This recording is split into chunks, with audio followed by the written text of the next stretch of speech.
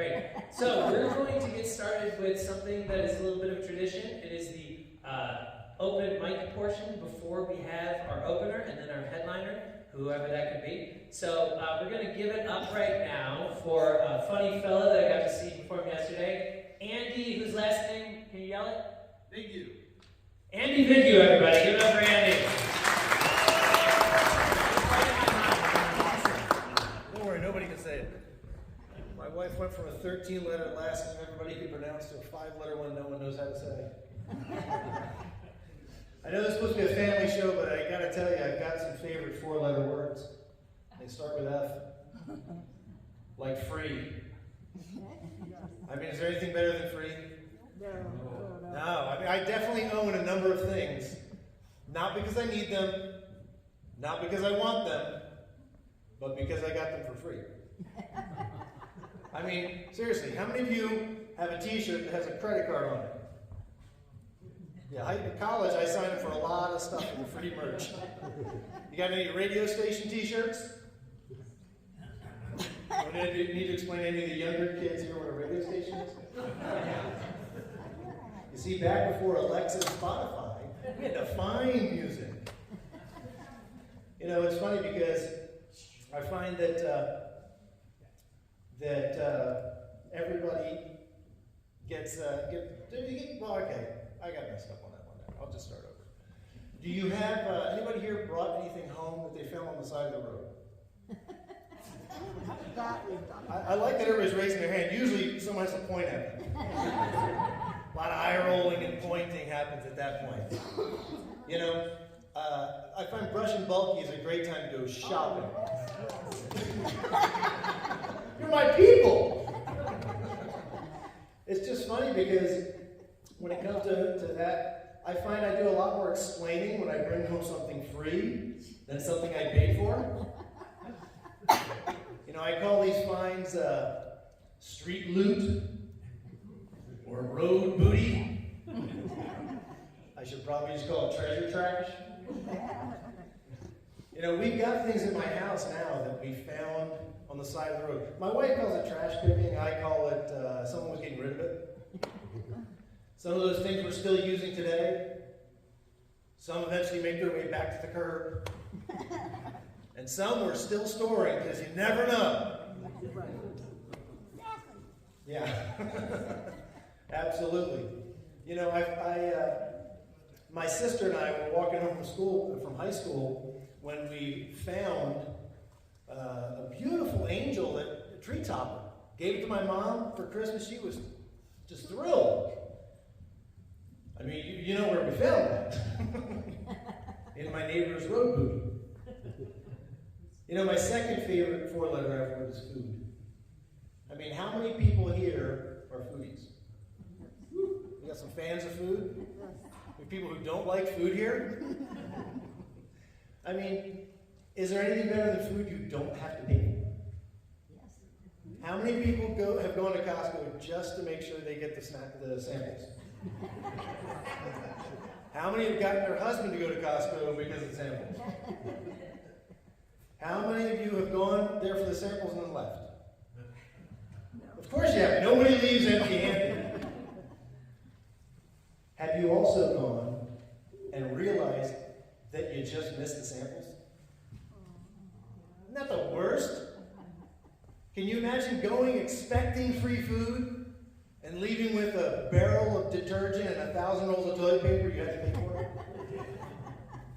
And that reminds me of my favorite 4-letter combo words, which is free food. My brother, oh, that got louder.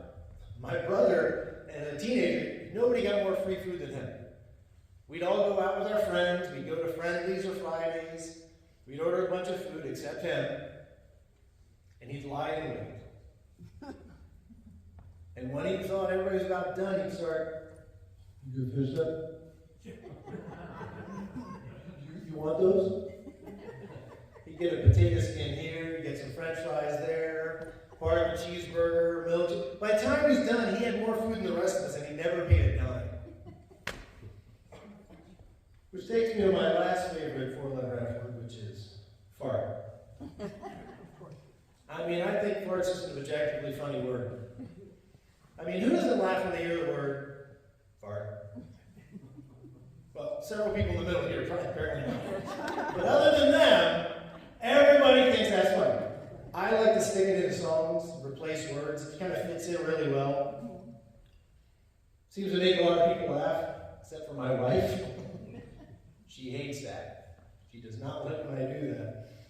Of course, not all farts are treated equally. I mean, anybody ever been holding a baby and it farts while you're holding it? I mean, who gets mad at that? Nobody, right? What do we do? We do things like, oh, did he make a little boom boom? Oh, he's got a little boom boom. We think it's adorable. The same is not held for me when I come home and sit on your lap after I've talked about it. Now, why doesn't anyone care about my little boom boom?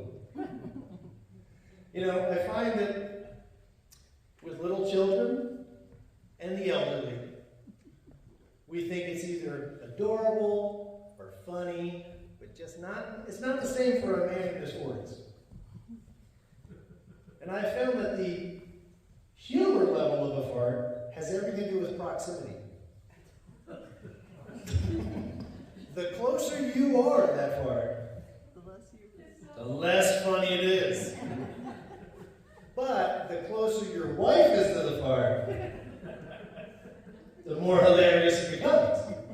I mean, think about it. Someone farts in an elevator you're in, not funny. Someone farts in the elevator your wife's in, hilarious, priceless. So basically, if you're very young, adorable. Very old, fart's funny. If you're here in the middle, you're asked to leave Target. So what I find is that the very, very young can wear a diaper and fart in public. The very old can fart and wear a diaper in public. And if you're very young or very old and planning on farting in public, you should probably do it with a diaper on anyway. Otherwise, it's like working without a diaper. You know, my parents come out to visit every so often. And I'm from New Jersey, we're back east. And it's very different out here in the back east. They came out here and I took them to Mexico. They wanted to go eat, like, we want real Mexican food. So let's go, there's plenty here. No, let's go to Mexico. Okay. So they bring their passports, we drive to the border, we park and walk through.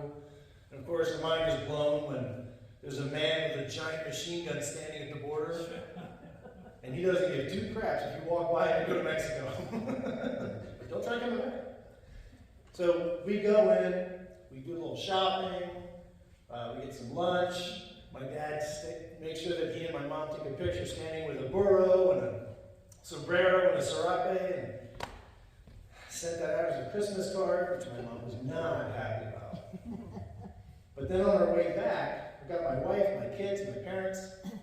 My wife likes, when we go shopping, she likes to buy things that are made of Talavera. So Talavera is the Mexican designed pottery. You know, it's got dark blues and flowers and stuff like that on it. And so this time we're coming home with a big bowl. She's got this big bowl, it's in a little plastic bag.